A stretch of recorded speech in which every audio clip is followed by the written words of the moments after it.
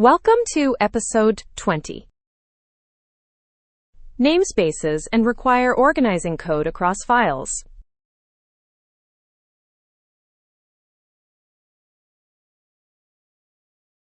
Every Clojure file starts with a namespace. Require pulls in code from another namespace. With as you get an alias. With refer, specific names unqualified.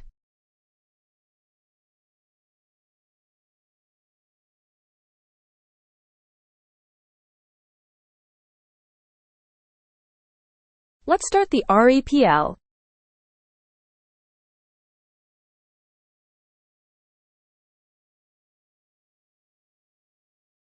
*s* returns the current namespace. At the REPL, that's user the default.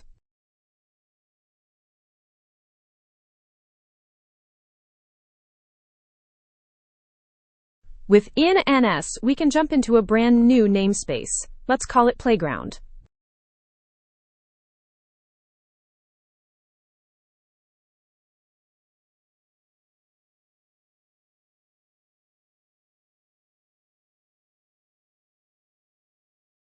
Once we're back in user, playground/greeting reaches into that namespace with a fully qualified name.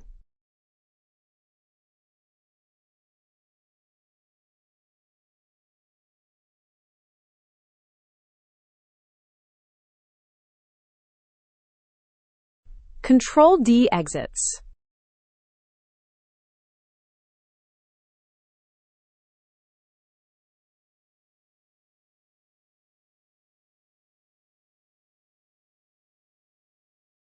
Now let's write the project, starting with deps.edn, our paths, and a run alias.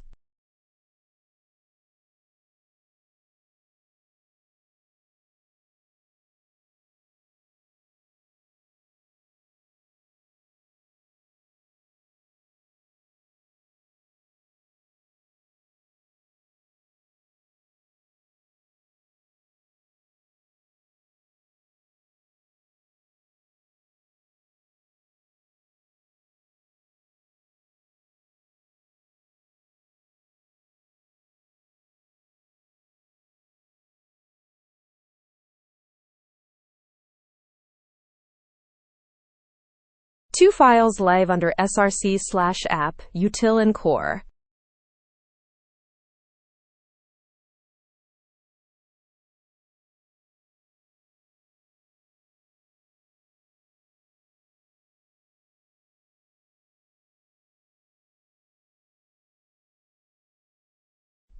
The util namespace, small helpers, with Clojure.string aliased as str.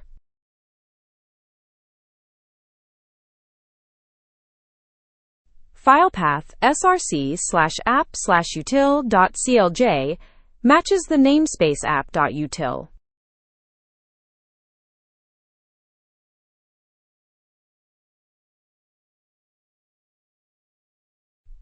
Three small functions: shout, slugify, and wrap, plus a version constant.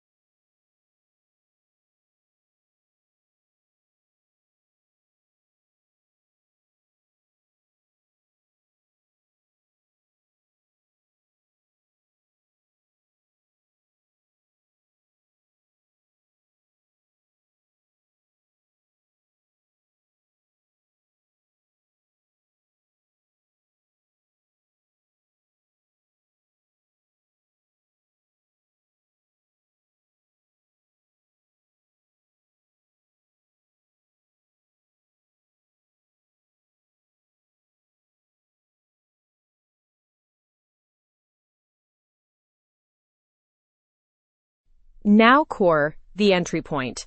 The NS form requires app.util as u and pulls join in from clojure.string with refer.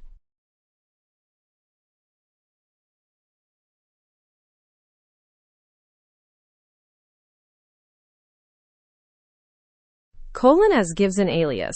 We write u/shout. Colon refer pulls join in unqualified.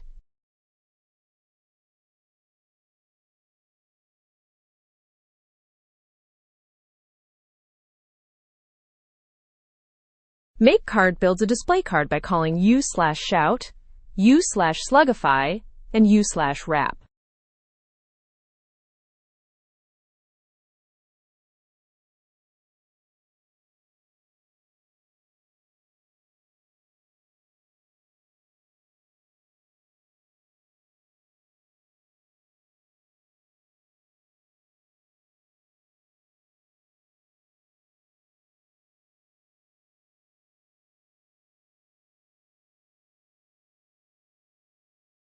The dash main entry point reads a label from args and prints the card.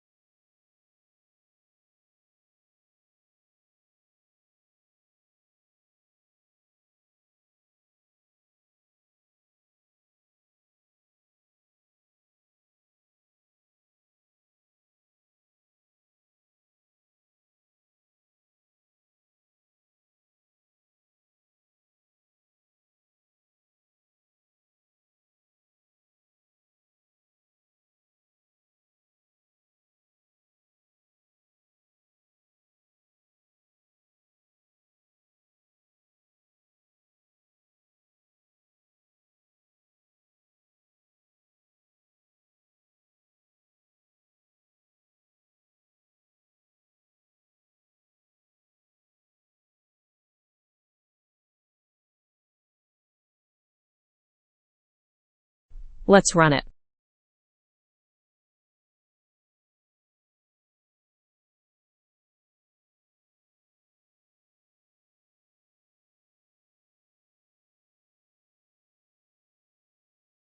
The default label, the little schemer, goes through shout, slugify, and wrap.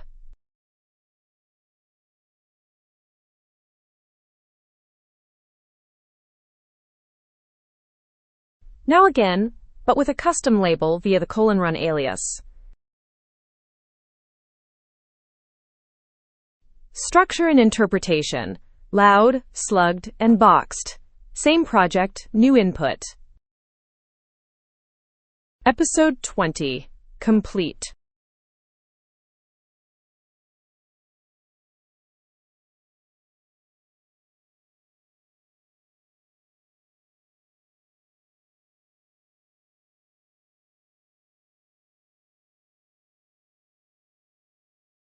Quick recap. Every Clojure file starts with an NS form. That's its namespace. Require pulls other namespaces in. As gives an alias, refer brings names in unqualified. File path under src matches the namespace. App.util lives at src/app/util.clj. And a deps.edn alias runs the project with clj-m:"run". Phase 4 has begun. Next up, REPL-driven development. Thanks for watching episode 20. Namespaces are the backbone of every Clojure project.